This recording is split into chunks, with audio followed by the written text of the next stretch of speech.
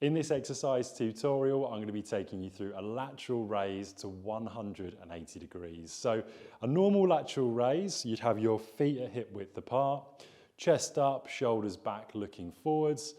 The dumbbells start off at the sides of my body and I bring the dumbbells up into a position where my wrists and the dumbbells are shoulder height. Then I slowly lower down under control, keeping my shoulders back throughout the whole movement, coming up and back down, only going to shoulder height with regards to the exercise. The difference between the 180 degree lateral raise is we don't stop at shoulder height. So all the cues are the same, feet hip width apart, shoulders back, chest up, looking forwards, dumbbells start at the side of the body. My palms right now are facing each other.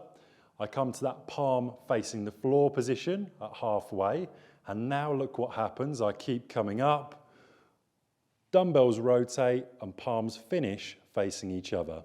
So I do the reverse back down, palms facing each other, palms facing the floor as I raise the dumbbells away from my body. As I keep coming up, the dumbbells finish above my head.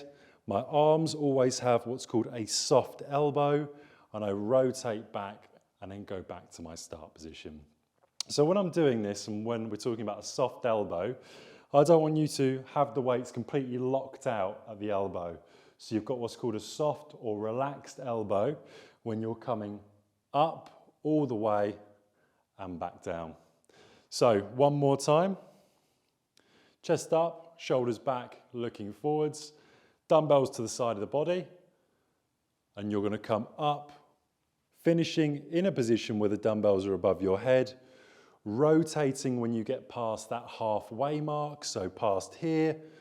And of course you rotate back on the way down to make sure that your palms are facing towards the floor, then ultimately towards each other when you finish the exercise.